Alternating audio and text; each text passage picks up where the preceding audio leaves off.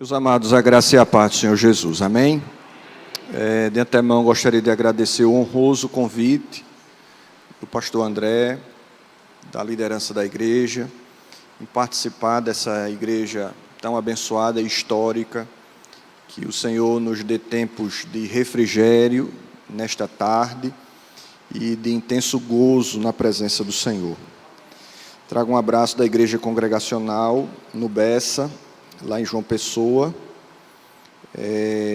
que os irmãos estejam orando por cada um de nós. Convido os irmãos a abrirem as suas Bíblias no primeiro livro das Escrituras, livro do Gênesis, capítulo 49.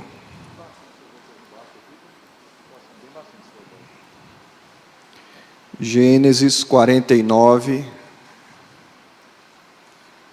versículo 22.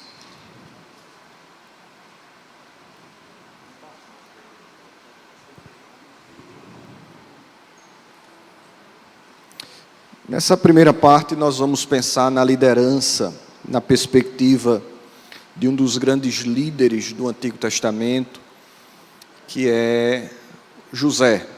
José desempenhou uma função extraordinária ali no governo egípcio, e por conta dele, como instrumento do Senhor, foi preservada a vida, como o texto sagrado assim o diz.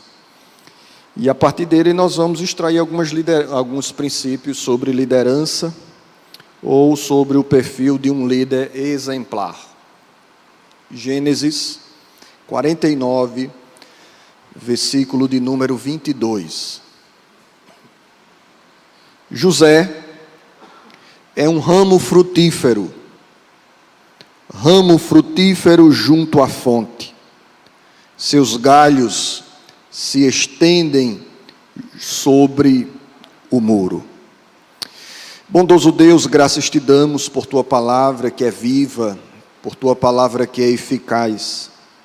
Nesse momento eu suplico a ti, Senhor, ajuda-me a transmitir a tua santa palavra aos corações que aqui estão, e que o teu nome venha a ser glorificado, que lideranças venham ser despertadas, que a tua bondosa mão abençoadora esteja estendida sobre as nossas cabeças, porque bem sabemos que sem ti nada, exatamente nada, podemos fazer. É assim que eu te peço, que eu te imploro, no nome do nosso Senhor e Salvador Jesus Cristo. Amém. Deixe sua Bíblia aberta, seu coração também, e nós vamos fazer uma peregrinação no texto sagrado. E hoje nós vamos pensar, nessa primeira parte, sobre o perfil de um líder exemplar. Sabemos, amados irmãos, à luz do texto de Gênesis, e esse texto é importantíssimo para cada um de nós, porque é a partir dele que nós sabemos e temos a resposta de que alguns filósofos perguntaram e perguntam desde a antiguidade. A partir do Gênesis nós sabemos de onde viemos. Não somos fruto de uma espécie de poeira cósmica, produto de uma evolução, nós somos frutos das mãos eternas e soberanas do Senhor. A partir do Gênesis, nós também sabemos de onde vem o mal.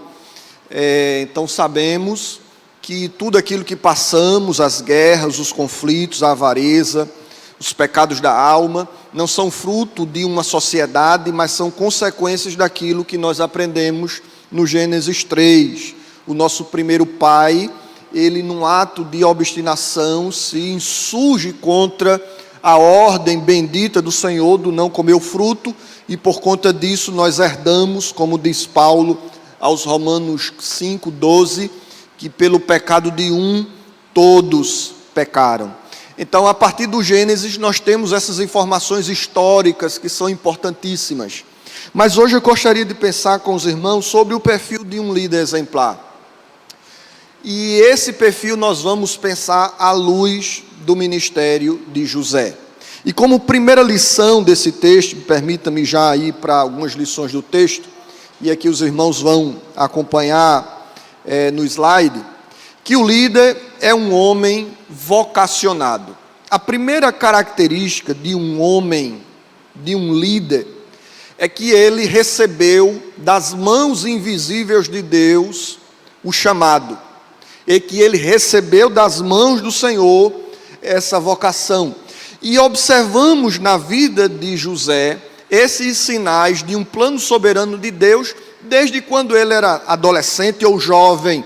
Observamos em José, por meio daqueles sonhos que Deus concedia a ele, onde os feixes de seus irmãos se prostravam sob o feixe dele, e aquilo ali já era um sinal da graça bendita e da vontade soberana do Senhor. Ele tem um primeiro sonho no capítulo 37, se você quiser peregrinar na sua Bíblia, você pode fazer isso. Ele tem o primeiro sonho no capítulo 37, versículo 5 e versículo 8. Ele tem um segundo sonho no 37, versículo 9, onde o sol e a lua e as estrelas também se dobravam sobre ele, e esse sonho causou ou atiçou um grande ciúme para com José, pois aqueles que ouviam os sonhos que Deus concedera a José, viam ou liam também ali um pouco de vaidade do coração de José. Será que todos nós que somos mais velhos a você vamos dobrar? Será que painho, maninha, ao invés de você pedir a benção a ele é que vai pedir a benção a você? E isso foi um instrumento de grande conflito. Aprendemos aqui, amados irmãos, que a vocação é algo importantíssimo na liderança. É impossível falar sobre liderança na perspectiva bíblica sem antes falarmos sobre vocação. E aqui nós observamos que a liderança não é produto de idade. E se nós não tivermos cuidado, nós vamos ceder ao cântico da sereia da nossa eclesiologia, ao acharmos que uma liderança vai nascer pelo tempo de membresia ou de membro que ele é daquela igreja. Sabe que parece que em alguns lugares tem uma fila de ordenação, uma fila de vocação, uma fila de imposição de mãos, onde parece que os mais velhos, eles devem ir obrigatoriamente seguir a carreira da liderança, e quando um mais novo chega e parece que fura a fila, isso já é um instrumento de grande satisfação para alguns. Não deveria ser, irmãos, porque a liderança não é fruto da idade. E a gente percebe Esaú servindo Jacó, Manassés serve a Efraim, Davi, o menor de sua casa, o esquecido no curral das ovelhas, ele é servido pelos seus irmãos mais velhos, porque o óleo da unção não está preocupado com a nossa identidade, não está preocupado com a nossa idade. E parece que o filho mais velho não consegue entender isso, quando o pai dedica o novilho cevado ao mais novo. Vamos tentar trazer isso para a nossa época. Imagine você estar aí a uma boa caminhada na fé, na igreja. Quem sabe você viu a primeira edição do Salmos e Hinos. É interessante que tem uma irmã lá na igreja, que ela é bem antiga, e ela diz assim: pastor, às vezes eu me perco com Salmos e Hinos, porque na primeira versão não era assim. E eu não estou sabendo, não estou entendendo nada do que ela está dizendo ali comigo. Mas às vezes eu canto na versão anterior, ou seja, ela tem uma longa data de vida eclesiástica e de vida congregacional. E aí, quem sabe, o filho mais velho pensa assim: o novilho cevado é meu. Aí chega o caçula, fura a fila. E aí o painho dá o novilho, faz o churrasco para o mais novo. Ele, quando chega, escuta o som do zabumba, do triângulo, e aí fica indignado, não quer entrar dentro de casa. E aí, por quê? Porque alguém furou a fila e o boi foi dado a outro. Ele não quer nem entrar mais em casa, porque ele entende que a liderança é um princípio de idade. E isso nós não devemos, amados irmãos, entender. Liderança não é fruto de idade. Liderança não é fruto de liderança. O que é que eu estou querendo dizer com isso? Eu estou querendo dizer, amados, que grandes empresários, que gigantes dos mercados podem ser pigmeus, na liderança bíblica. A pessoa pode ser um excelente gestor público, a pessoa pode ter uma empresa frutífera, e isso não quer dizer que traz consigo uma liderança piedosa e bíblica. E eu não estou falando de espiritualidade, eu estou falando de vocação.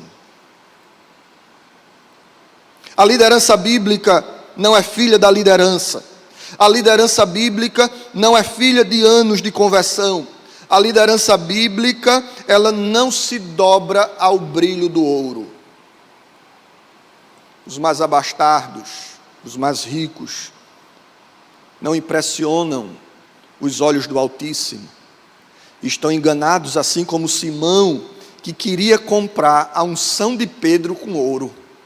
Dá essa unção para quem eu impuser as mãos, eles também serem visitados pelo Espírito. E se isso for necessário, dinheiro eu tenho.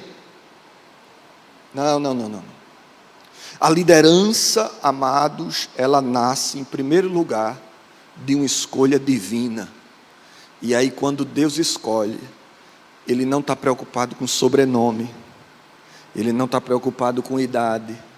Quando Deus escolhe, Ele não está preocupado com qualificações humanas, com currículo látis, com um anel de diamante. Ele não está preocupado com o diploma na parede ou com o anel de bacharel no dedo.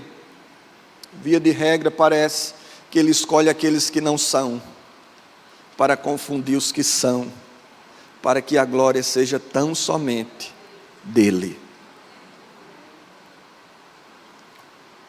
Por isso que é importante a vocação. A vocação é importante, porque ela é a boa vontade do Senhor. E aí, quem sabe, a gente olha para alguns líderes, e a gente não vê parecer nem formosura, não vemos qualidades homiléticas, não vemos desempenhos quanto à gestão de pessoas, e a gente diz, isso aí não vai dar certo não, coitado, vamos esmagá-lo. Aí Deus disse, sou eu com ele. Lembra do Davizinho?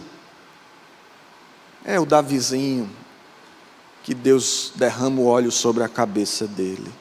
A vocação é importante, porque ela é direção nas neblinas da vida. Sabe por que alguns de nós não deixamos a vocação e vamos embora para casa? Sabe por que alguns de nós não andamos, e se andamos não entregamos a carta de renúncia? Porque, por uma só razão, Deus me chamou. E esse negócio tem um peso, irmãos, extraordinário. Esse negócio é um vetor, é um alicerce. Em alguns momentos do meu ministério, e considero que ainda é bem curto, um dia eu andei alguns dias ou meses com a carta de renúncia no bolso do paletó. Eu disse, Senhor, não aguento. E fui conversar com um colega. E o colega só me fez uma pergunta, que derrubou todos os meus argumentos, por mais lógico que eles pudessem parecer. Ele disse assim, essa é a vontade de Deus? Eu sabia que não era. A vocação é importante, porque ela é que nos guia nas noites escuras dos nossos departamentos que não respondem aos nossos chamados, das nossas congregações que não escutam os nossos apelos, daqueles irmãos queridos que abraçamos e eles nos empurram, dos nossos joelhos que estão encalejados e dos outros que estão indiferentes. O que é que nos faz continuar, irmãos? É a vocação. Por isso, quando você for assumir algum departamento na igreja, ou alguma área de liderança qualquer, você precisa, antes de qualquer coisa, entrar no seu quarto, trancar a porta, dobrar o seu joelho e dizer assim, é a tua vontade, Senhor. Essa é a tua vontade. Deus ser um diácono, Deus ser um presbítero, Deus ser um pastor, Deus ser o líder da UMEC, da UAEC, da UAC, Deus ser o líder do departamento de missões da igreja. Essa é a tua vontade, e não assuma até que Deus fale ao seu coração. Segundo, o líder é um homem de sofrimento. Olha para a vida de José. Meu Deus do céu. José tinha tudo para ser um frustrado. José tinha todas as credenciais psicológicas para ser um camarada cheio de traumas. Vá lá para o capítulo 37, por favor. Capítulo 37.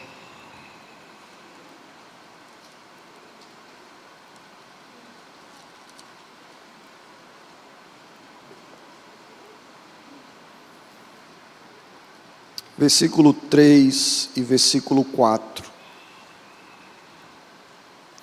E você vai ver a primeira área de sofrimento de José, que era a área familiar. Ele tinha um ciúme de seus irmãos. Seu pai dedicava mais afeto e até mais presentes a Zezinho. E isso provocou um ciúme mortal entre os seus irmãos. A inabilidade do seu pai em cuidar dos filhos, em manifestar preferências, que teve como gatilho, que teve como o estupim, aquela bendita roupa colorida, aquela veste honrosa. É como se o menino, quando chegasse em casa, visse aquele colorido, aquele linho fino. Hoje a gente não usa muito mais linho, né? Mas na minha época, não sei, aqui, mas lá no interior de Macaparana, havia um linho que era caríssimo, o linho Brás Pérolas. Já ouviu falar sobre esse linho? Quando eu fui para o seminário, minha mãe mandou fazer uma calça para mim de linho Brás Pérolas, verde, para ir para o seminário. Aquele negócio para passar era um sufoco. Era assim, irmãs? E eu ia fazer o vinco daquela calça lá no Betel. Tinha que pedir ajuda ao pastor Moisés, que chegou primeiro que eu. E toda vez que eu ia fazer o vinco, só parecia uma calça da Adidas, porque ficava 3 listas. Eu penso que foi um negócio mais ou menos assim que José ganhou.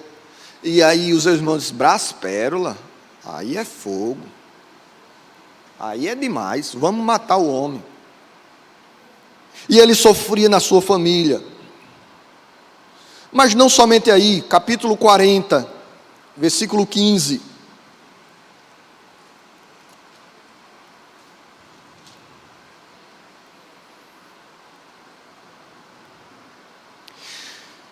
Porque de fato fui roubado da terra dos hebreus, e aqui nada fiz para que me pusesse nesta masmorra. Agora ele sofre a dor da desinstalação, a dor da prisão, mas algo o chama a atenção. E o que chama a atenção é que no 39:2, no 39:21, independente das circunstâncias que ele passava, a Escritura diz que Deus era com ele. Com isso eu quero trazer aqui uma lição, irmãos. A presença de Deus não é orientada apenas pelas benesses da vida. Porque pode estar muito mal e Deus ainda está no meio. Porque a fé cristã não é uma espécie de apólice de segurança contra lágrimas. Não é um imunizante contra sofrimento. José foi vendido pelos irmãos. Foi preso. Ele agora é um prisioneiro. E Deus é com ele. E aí ele sofre a prisão. No capítulo 40, versículo de número 23, ele sofre por causa do esquecimento de seus amigos. Lembra lá do copeiro, lembra lá do padeiro, ele interpreta os dois sonhos, o padeiro morre, o copeiro volta, e José diz assim: ó, quando tu chegar lá, lembra de mim, amigão? A gente varreu a cela junto. O homem volta e se esquece. Eu fico imaginando, amados irmãos, quantas frustrações esse menino poderia ter. Esse menino poderia ter um trauma de irmãos. Porque quando ele lembra de irmãos, a primeira memória que vem deles é o ciúme. A primeira memória que vem dele é a inveja. Esse menino poderia ter traumas quanto a relacionamentos, porque já não tinha um bom relacionamento em casa, e aí ele sai, e agora os seus amigos de cadeia esquecem dele. Isso me ensina que a liderança também tem momentos de sofrimento. Parece que nós somos mais influenciados pela teologia da prosperidade do que gostaríamos de ser, ou que pensamos que não somos. Porque parece que para a gente, se Deus mandou, toda a porta vai abrir. E parece que a nossa oração já é meio assim, né? A gente já ora assim: Senhor, se é da tua vontade, abre as portas. Mas pode ser da vontade de Deus e a porta está fechada. Imagina se Paulo fizesse esse tipo de oração: Senhor, se é da tua vontade, abre as portas das cidades. E aí ele não tinha evangelizado um bocado de lugar. O que é que eu quero dizer com isso, amados? O que eu quero dizer é que o sofrimento faz parte da liderança. Liderança não é só púlpito. Não é só estar diante dos homens. Liderança não é só estar sendo focado pelas câmeras ou passar pelo tapete vermelho na entrada da igreja. Liderança também é algo que produz chagas e sofrimentos. Paulo chamou de dores de parto. Portanto, não sejamos ingênuos. E eu penso que alguns dos nossos sofrimentos seriam amenizados se nós entendêssemos um pouquinho mais sobre o ministério da cruz. É ave que tem ninho, é raposa que tem covil, e filho do homem que não tem onde reclinar a cabeça. Quem sabe se fosse menos romântico, nós não sofreríamos tanto. Olha o ministério de Paulo. 2 Timóteo, capítulo 4, versículo 9, versículo 11 e versículo 21. A Bíblia diz que ele sofre a solidão.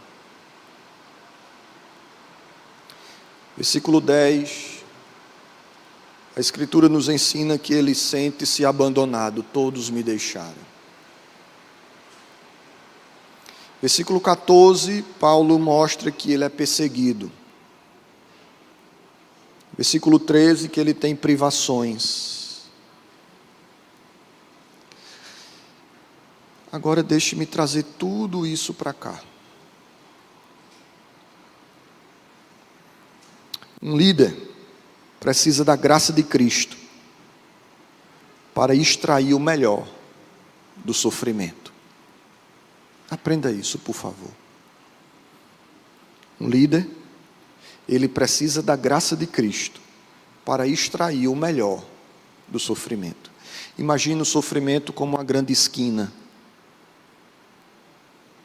E nessa esquina você tem a oportunidade ou as possibilidades de cerrar o punho e se insurgir contra os céus, ou de dobrar os joelhos e orar ao Senhor.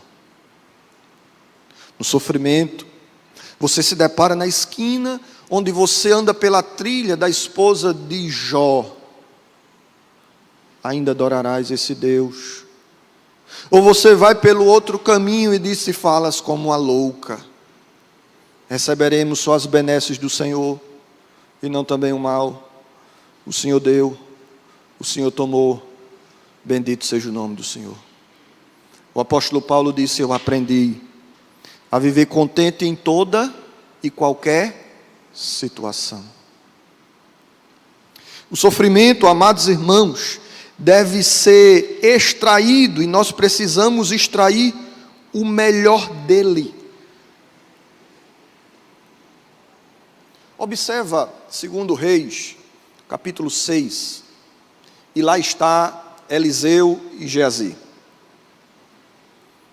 Geazi acorda mais cedo, seminarista, olha para os montes, vê os círios. Aí ele diz assim: ai meu Deus, vamos morrer. O pastor se levanta, olha para cima, vê o mesmo Ciro, e diz: mais são os que estão conosco do que os que estão com eles. O mesmo fato é olhado de dois ângulos, de dois prismas. Um vê a morte e o outro vê a graça. Um vê o exército sírio e o outro vê os anjos do Senhor. No seu sofrimento, o que é que você vê? No seu sofrimento, você é daquele que diz assim: pastor, próximo ano, viu? Já vou lhe dizendo, não estou no departamento. Eu acho que não acontece isso aqui não. Quando vai chegando assim, setembro, outubro, novembro, aí a auxiliadora, a líder da auxiliadora, dos homens, já chega: pastor, olha, vá se preparando, viu? Fica mais não. Essa pessoa já está na banguela já. O motor já desligou.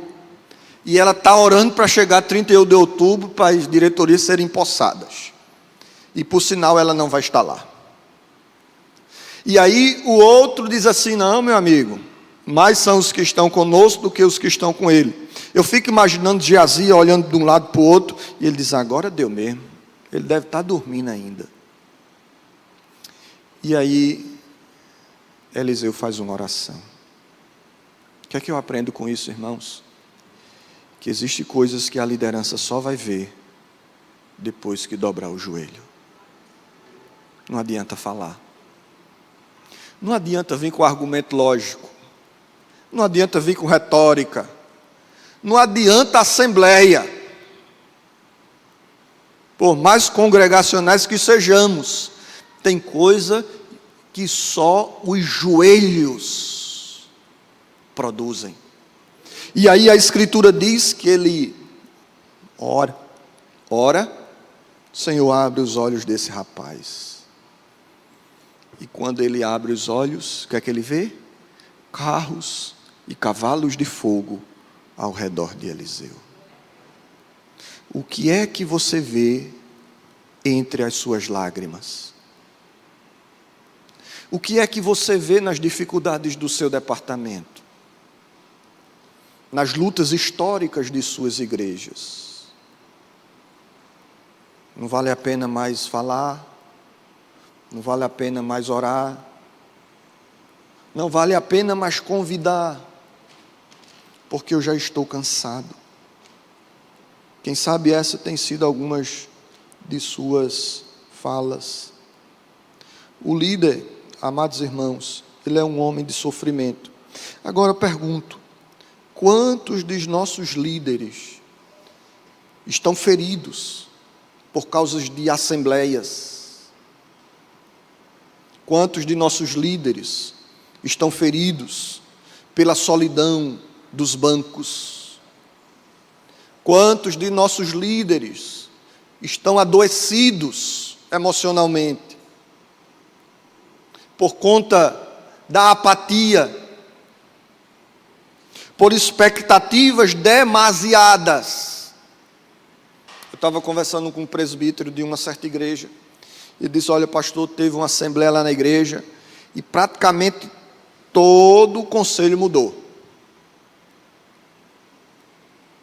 Eu cheguei pensando que ia contribuir com aqueles que já estavam lá, alicerçados sobre a experiência deles, e aí quando eu entro, os outros saem. Mas o que me impressionou também foi a segunda fala dele. E ele disse assim: depois que eles não receberam a aprovação, eles não estão indo mais para a igreja. Gente machucada, gente ferida. Quantos líderes estão com fraturas expostas em seus sofrimentos e com medo de falar, com medo de chorar, com medo de dizer assim: me ajuda, pastor. Quantas vezes nós, pastores, irmãos, só conseguimos chegar ou sermos informados de crise conjugal ou de crises conjugais quando o cônjuge diz assim: pastor, vim só para lhe dizer que estou me separando.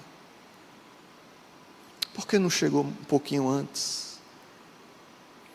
Uma vez eu estava saindo aqui de Campina Grande para João Pessoa e uma irmã me liga e ela diz assim: pastor, eu já sei o que é que o senhor vai falar, não adianta o senhor falar, eu já estou decidida, eu vou me divorciar. Eu fiquei pensando assim com meus botões: para que ligou? Não dá para pensar um negócio desse? Eu já sei o que é que o senhor vai falar, eu já decidi, eu estou só comunicando. Quantos líderes não conseguem conceber, irmãos, o sofrimento? Agora, se eu falo dos líderes, eu queria falar dos bancos agora. Nós precisamos desenvolver a teologia do cestinho. Sabe qual é a teologia do cestinho? O apóstolo Paulo, quando ele se converte e começa a pregar, se insurgem contra Paulo uma grande multidão, e a igreja percebe que ele vai morrer, pega ele, bota num cestinho e desce o muro. E diz: pastor, irmão Paulo, pega o beco, porque aqui está inseguro para o senhor. Agora, a gente vai colocar o senhor no cestinho, a gente vai cuidar do senhor, e o senhor vai para um lugar mais protegido. Se existe quem faz chorar, existe quem chora. E você precisa, como um rebanho de Cristo, ceder lã e leite aos seus líderes.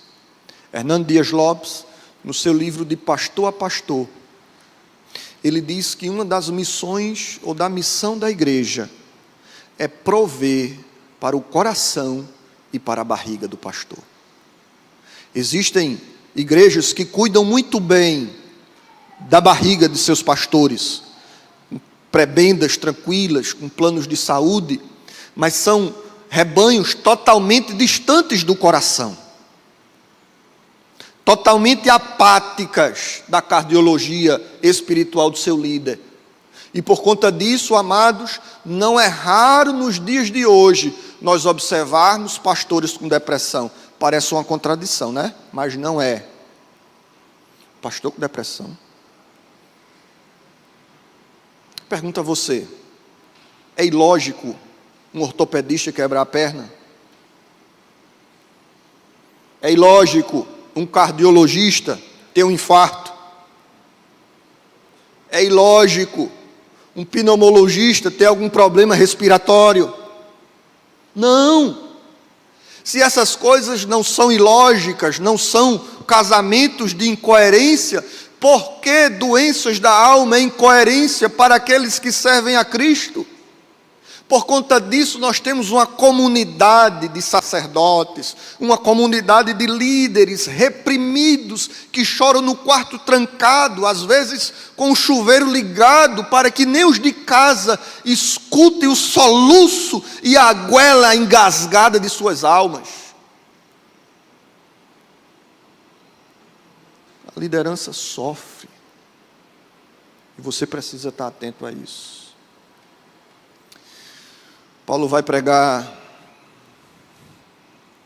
em Filipos, sai corrido de lá por conta dos judaizantes, sai de Filipos, vai até Tessalônica, os judaizantes correm atrás dele, e os irmãos de Tessalônica pegam ele mais uma vez. Olha a teologia do cestinho de novo. Diz: pastor Paulo, aqui é melhor o senhor ir para Bereia, vai lá para Bereia. e um grupo da igreja vai com ele, não só compra uma passagem, mas vai lado a lado. Líderes precisam de cuidados também. E quem sabe você é líder de algum departamento e está engolindo o choro, porque não tem um ombro para chorar.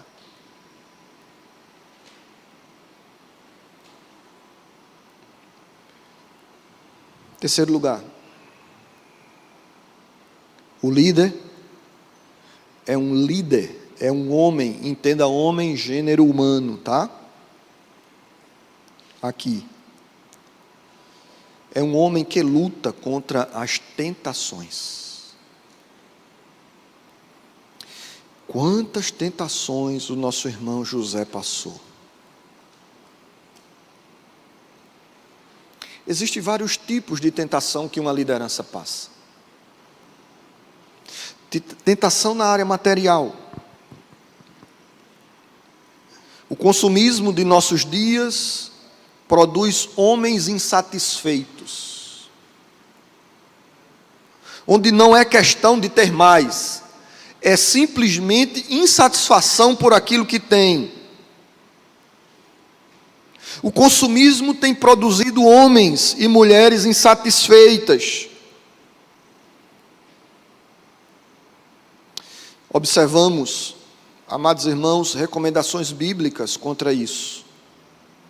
1 Timóteo 3, versículo 3, Paulo diz que o líder não pode ser avarento. Tito capítulo 1, versículo 17, nem cobiçoso de sórdida ganância. 1 Pedro 5, versículo 2, Pedro repete e diz assim, nem de sórdida ganância.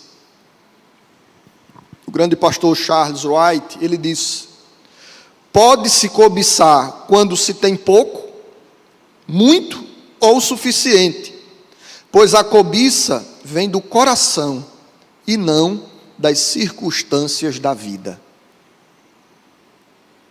Quantos ricos estão replicando, ao olhar para os seus celeiros e dizer assim, o que é que eu vou fazer agora? Eu já tenho fartura, já sei, eu vou derrubar os celeiros, eu vou construir celeiros maiores, e vou dizer à alma, come, bebe, regala-te e farta, e a estes serão pronunciados os oráculos do Altíssimo, louco. Ou te pedirão a tua alma, e o que é que tu tens para dar? Hoje de manhã eu estava lendo sobre Charles Studi, meu coração ficou desse tamanho. Studi era um jovem inglês rico, muito rico, que estava na universidade em Londres, e naquela universidade teve um grande avivamento, e um grupo de estudantes fizeram um compromisso com o Senhor de entregar suas vidas e seus bens a Cristo. Por volta dos 25 anos, ele recebeu uma grande fortuna de seu pai. Ele pega um terço da fortuna, destina para o seminário de Moody, ele pega o outro terço e destina para o orfanato, e ele fica com um terço e dá à sua noiva. Quando a sua noiva recebe um terço da riqueza de seu noivo, chega para ele, olha nos seus olhos e diz assim, o que é que Jesus disse ao jovem rico? Estude e diz, vende e dá tudo aos pobres. Ela devolve um terço e diz, esse aqui não é meu, é do Senhor. Uma das tentações, irmãos, da liderança é a tentação da avareza, do dinheiro. E parece que em tempos de guerra, essa divindade começa a brilhar e a gente quer intocar dinheiro, quer guardar aqui e acolá, não por uma questão contábil de prudência, mas por uma questão de não dependência dos céus. Tentação ao dinheiro. Mas não fica só por aí. Existem tentações pessoais, peculiares à liderança. E aqui recomendo o livro A Família do Pastor, do Brian Coft, onde ele desenvolve algumas áreas de problemas na liderança. Eu não vou citar todas, apenas algumas. E ele diz que uma das primeiras áreas de problema na liderança, ele chama de demanda de aprovação. Todos nós gostamos da aprovação do outro. Gostamos do tapinha nas costas. É ou não é? Todos nós gostamos de um aleluia, de um glória a Deus, onde uma igreja incendeia em glorificação aos céus, porque parece que vai alguma pega de tabela em uma dessas placas e cai para mim. Gostamos da aprovação. E ainda mais hoje, numa cultura extremamente de uma baixa autoestima extraordinária, onde as pessoas têm segurança, onde as pessoas querem uma espécie de estágio de Nabucodonosor, fazer uma imagem para o seu nome.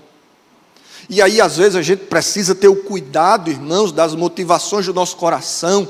Queremos uma igreja cheia, um departamento dinâmico para a glória de Deus, ou como um grande outdoor da nossa liderança. Olha o meu departamento, olha o coral, olha o grupo de louvor. E parece que ali a grande preocupação não é se o Senhor está sendo exaltado ou glorificado, mas aquilo é uma chancela do meu ofício, aquilo é o brinde.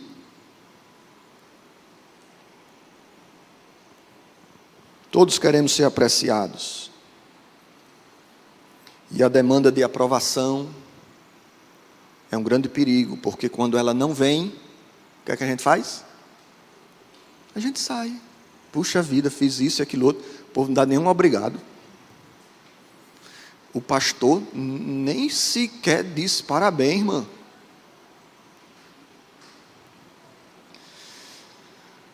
Eu era pastor em Santa Rita. E aí, irmãos, teve toda a liturgia da igreja. E pastor parece que vem com um problema de fábrica. Eu não sei se os irmãos aqui já viram. Se não viram, eu acho que vão ver, viu? Que é esquecimento. E estou lá na liturgia, tudo esqueci de chamar o coral. Meu amigo. Quando terminou o culto, um irmão do coral chegou e disse: pastor, como é que o senhor faz uma coisa dessa? A gente saiu a semana todinha para cantar. Fizemos isso e aquilo outro. E a gente querendo louvar o Senhor, e o Senhor não deixou. E o Senhor, como é que o senhor faz? E ele começou e soltou os cachorros. E aí, irmãos, o miserável homem que sou, começou a querer se levantar também. Eu disse: irmão, você quer louvar o Senhor? Ele disse: é claro. Então chame o coral para cá e vamos cantar agora. A igreja tem que ir embora, todo mundo. Não é para Jesus o senhor quer cantar? Então o senhor não precisa de banco, o senhor não precisa de auditório, o senhor não precisa de nada disso. Vamos cantar. Era adorar o Senhor, ou era o desejo de aprovação? Ele vai dizer que existe uma outra tentação para os líderes, que ele chama de demandas de aparência. É quando estamos mais preocupados do que os homens veem, do que o que Deus vê. Pergunta a você: você é alguém preocupado com a aparência? Deixe-me lhe ajudar. Na sua casa, os móveis mais caros estão na sala ou no quarto?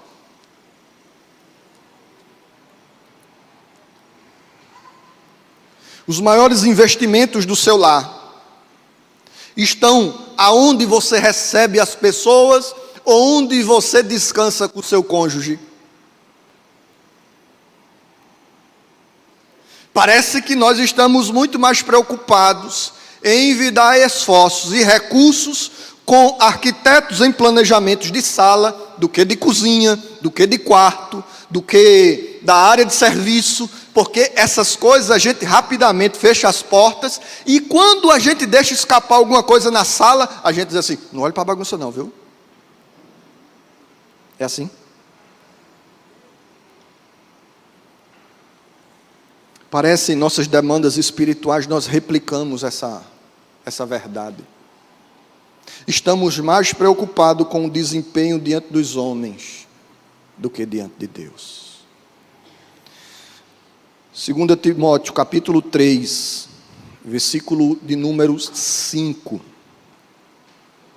Paulo diz: tendo aparência de piedade, mas negando-lhe o poder, afasta-te também destes. Romanos capítulo 12, versículo de número 9, o apóstolo diz: o amor não seja fingido.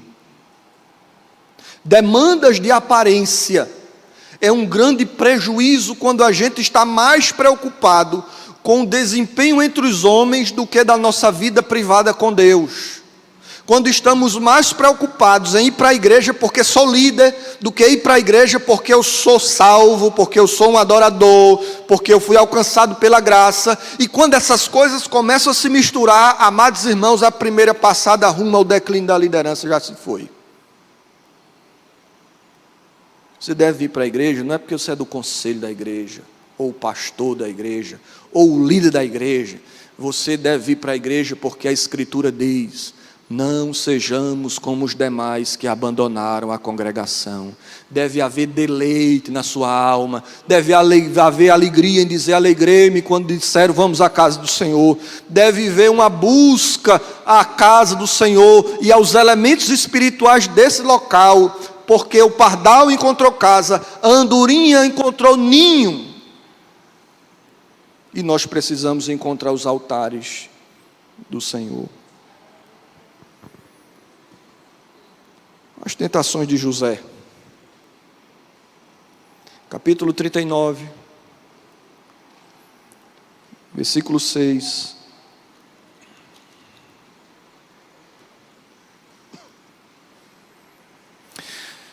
Potifar tudo o que tinha confiou nas mãos de José, de maneira que, tendo-o por mordomo, de nada sabia, além do pão com que ele se alimentava. José era formoso de porte e de aparência. Tenha cuidado com as tentações da prosperidade. Homens têm caído não só nas adversidades, mas nas prosperidades da vida. Ele não usou das bênçãos do Senhor como instrumento de autopromoção. Eu sou ungido do Senhor. Está vendo aí o que é que Deus faz na minha vida?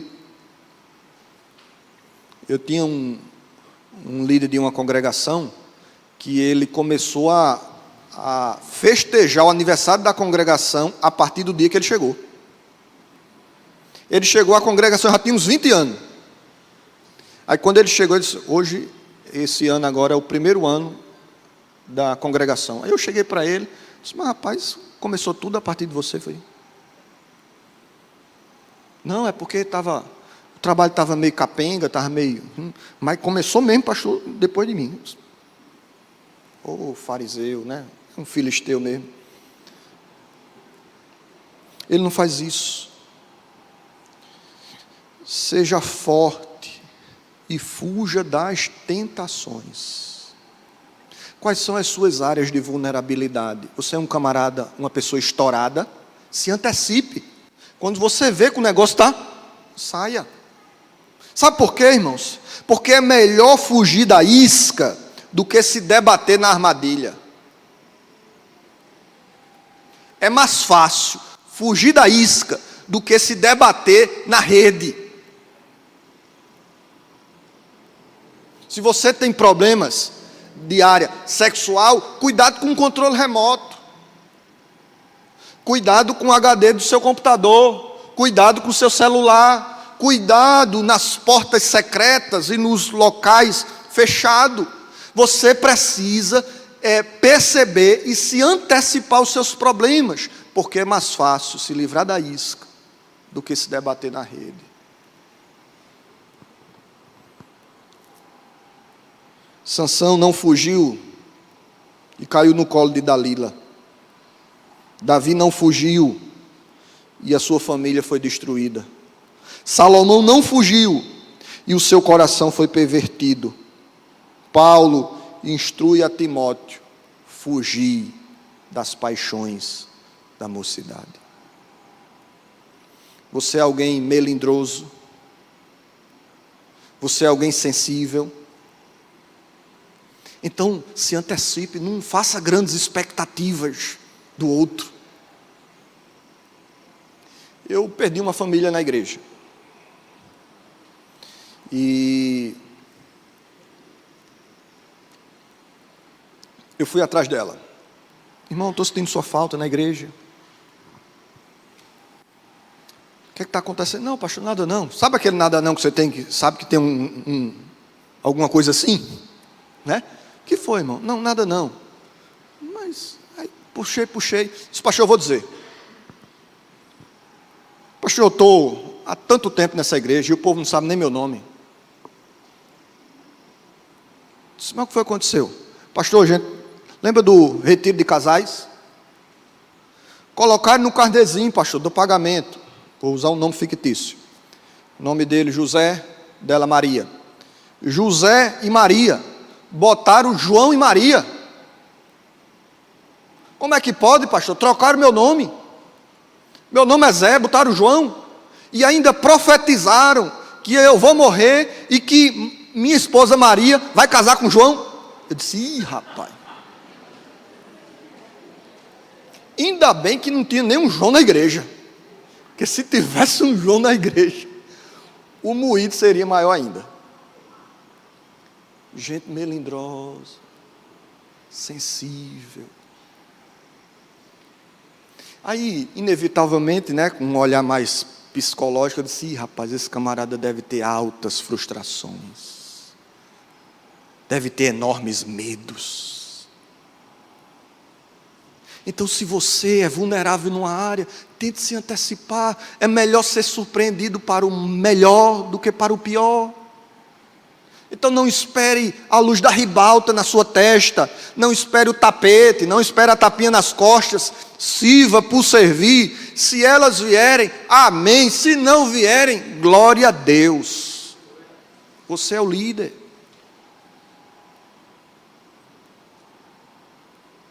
Em último lugar, o líder é um homem que sabe guardar o coração.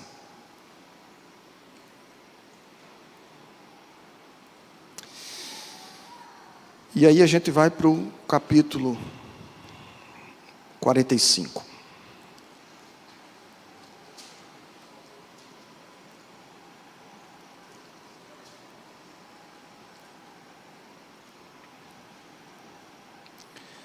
(45:2) 45:2, e levantou a voz em choro, de maneira que os egípcios o ouviam, e também a casa de Faraó.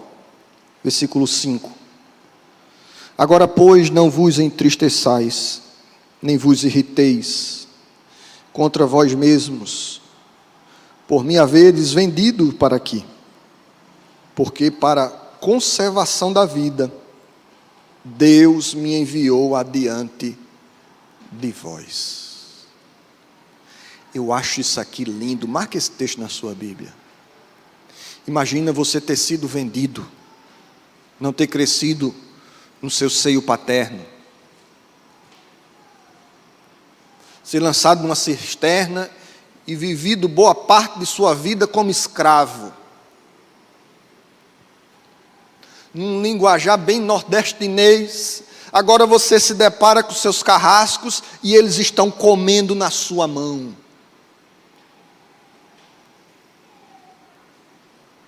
Você tem a oportunidade de machucá-los com um silêncio sepulcral, ou, para ser mais nordestino, matar na unha. Sabe o que é isso? Mata na unha. Ou de chutar o balde, bater na mesa e diz: agora vocês vão ver o que é bom para tosse.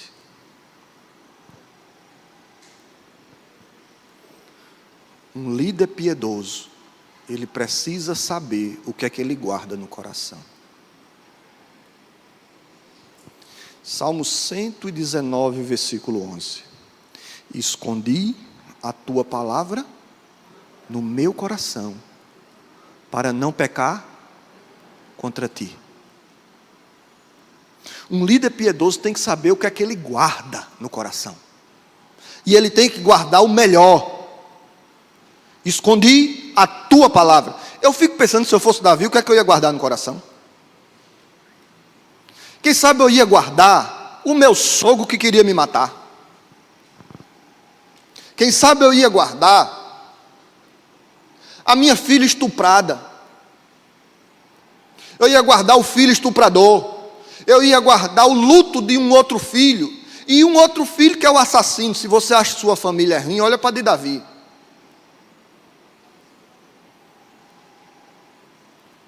Ia ficar remoendo isso, ó. Sabe aquela pessoa que não guarda bem o coração? E que você conversa com ele, ele só traz coisa negativa, coisa ruim? E aí, tudo bem? Miséria, tudo bem nada, um calor desse. Está vendo aí? Covid-19, nova cepa. Agora variante, Epsilon.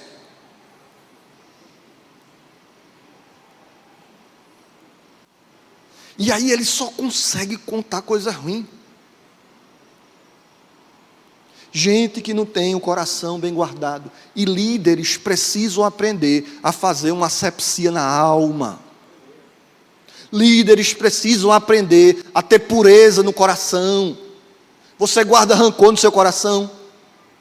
Do seu pastor, da sua liderança, do rebanho, daquela ocasião que você fez uma expectativa e não foi atendida, e você fica guardando mágoa, fica guardando ressentimento, e você diz assim: eu já perdoei, mas não consegue sentar perto do irmão, você não consegue chegar nos olhos dele, e naqueles momentos de graça que tínhamos alguns anos atrás, sai do seu lugar e cumprimente seu irmão estava ali, você ia para o outro lado. Não, eu perdoei. Certa vez um irmão chegou para o pastor e disse: pastor, não aguento meu marido mais não. Meu marido é teimoso demais.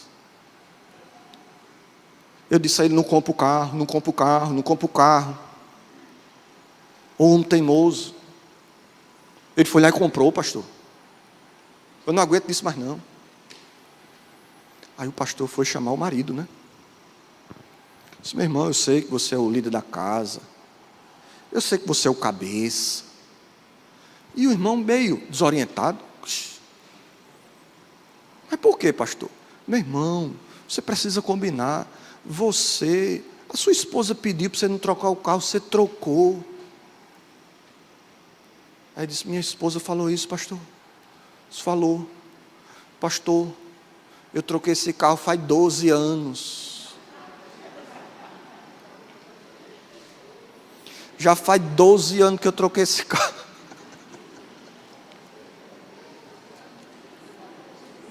Você conhece alguém assim? Tem gente que é assim, arquiva ressentimento. Eu estava conversando com um casal e a menina disse assim: pastor, não confio no meu marido mais não. Meu marido me traiu. E foi, mano. Foi, pastor. Quando foi isso? Quando a gente namorava. Não esqueço nunca mais.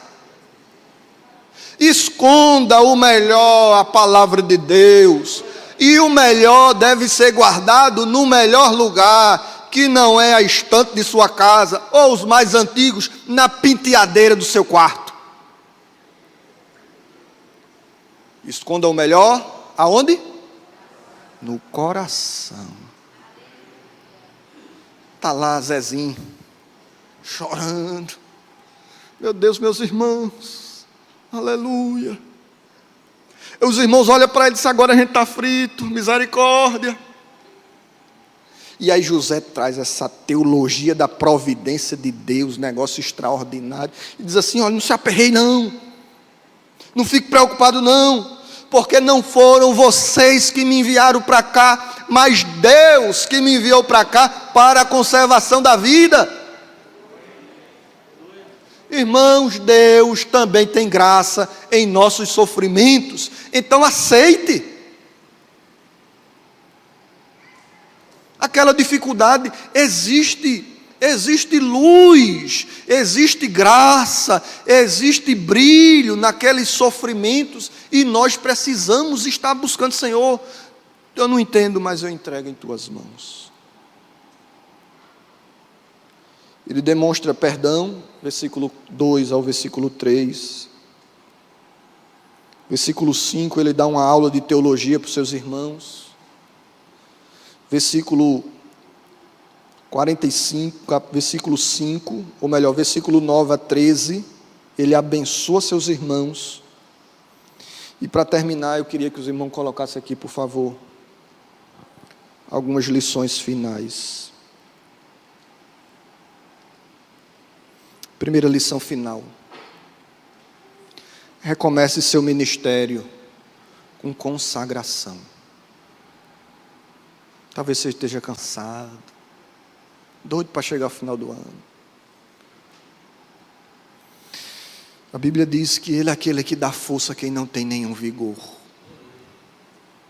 Peça ao Senhor e se consagre. Encha-se do Espírito Santo de Deus. Busque ao Senhor. Segundo, fuja da tentação. Porque ceder à tentação vai demandar mais tempo do que o que você gostaria de dar. E vai cobrar um preço muito mais alto do que você está disposto a pagar. Fuja da tentação. Terceiro, peça a Deus para limpar todo ressentimento. Aquilo que você não conseguiria, Senhor, eu não consigo, Senhor, eu sou ruim mesmo. Chora na presença do Senhor. Eu não consigo perdoar, eu não consigo apagar, eu não consigo deixar de chorar. Coloca isso diante do Senhor. Quarto e último. Não se sinta inferior por prestar conta. Líderes precisam aprender a prestar conta aos seus liderados e aos seus líderes também. Eu sou o presidente, e às vezes, irmãos, nós como igreja congregacional, vou falar numa realidade minha, se aplicar os irmãos agarre, se não aplicar, jogue fora. Às vezes, em nossas igrejas congregacionais, os nossos departamentos se tornam micro-igrejas. Minis igrejas dentro da igreja. Não existe nenhum intercâmbio entre si. Um está subindo, outro está descendo. Lembremos-nos que essa construção do departamento é uma construção nossa. Todas as igrejas, todo o rebanho de Cristo tem que olhar para uma finalidade, a glória do Senhor. E como disse Agostinho, aquele que tem Deus como pai, precisa ter a igreja como mãe. Então você precisa observar a orientação global da igreja, a ministração do vosso líder, para que todos venham andar em uníssonos. Se o jovem vai para lá, o adolescente não vai para cá não, vai para cá também. Se o coral vai para cá, o grupo louvor não pode ir para cá não, tem que andar os dois juntos, sem vaidades e sem culto a si. Não se sinta inferior ao prestar contas. Paulo prestava conta. Depois da viagem missionária, ele lá voltava para Antioquia e prestava conta. As próprias cartas também eram um sinal disso. A gente fez isso, aquilo outro, subiu, desceu, aqui a gente apanhou, ali a gente foi melhorzinho. Então, não tenha medo de prestar conta. Isso é um sinal de humildade e de espiritualidade também. Vamos orar? Vamos colocar de pé, irmãos.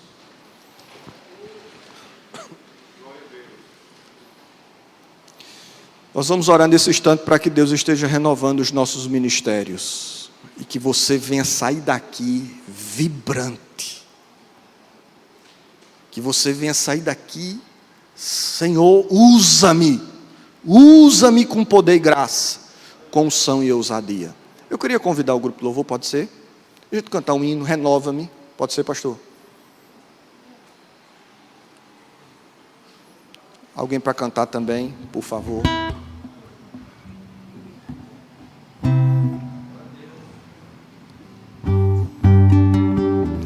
Se você quiser se ajoelhar, você se ajoelha. Se você quiser ficar de pé, você fica.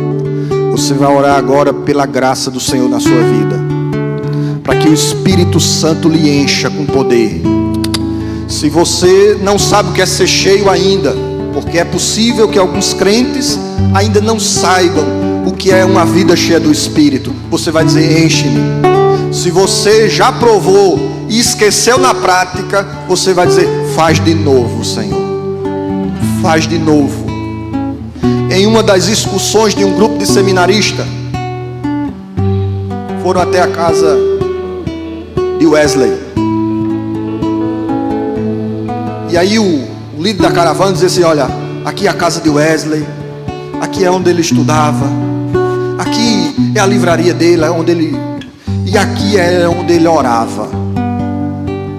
Ainda tinha um pouco das marcas na parede. O líder da caravana reuniu todo mundo. Vamos embora.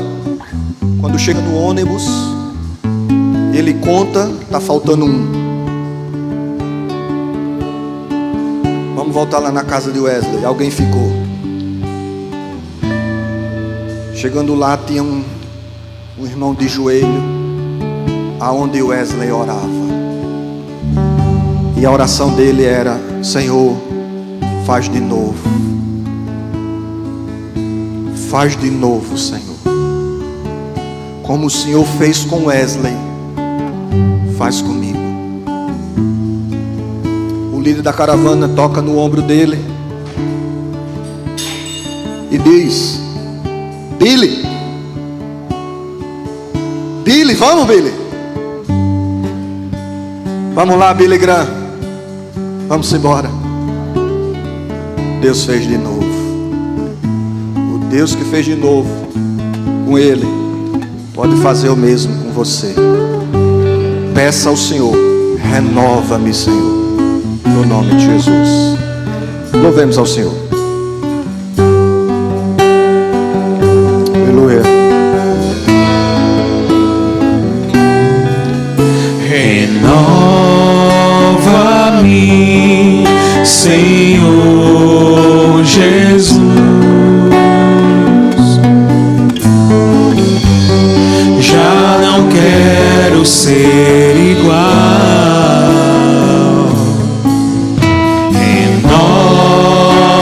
Renova-me, Senhor Jesus.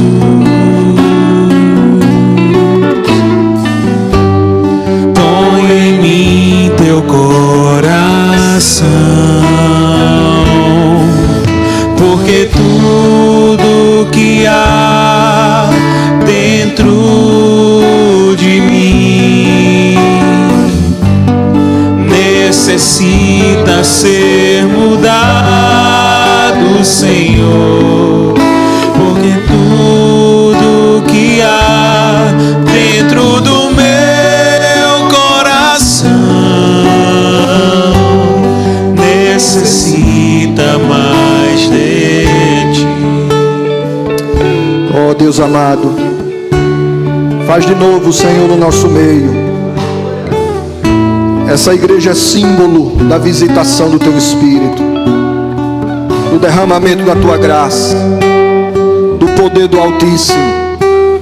Queremos Te pedir, Senhor, enche essa liderança com Teu Espírito Santo.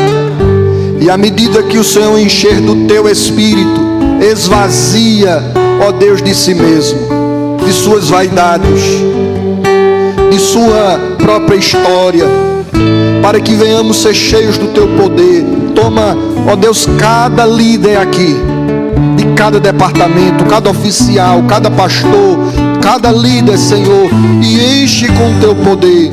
Guarda os seus corações de toda tristeza, de toda decepção. Enche com poder, Senhor, em grande graça. É assim que eu te peço, meu Pai. Perdoa os nossos pecados e aquilo que não temos conseguido liderar de forma piedosa. Perdoa-nos, Senhor. Perdoa-nos, porque sem Ti nada podemos fazer. Tudo isso nós te pedimos, te imploramos, no nome de Jesus. Amém e amém. Louvado seja Deus. Pastor André.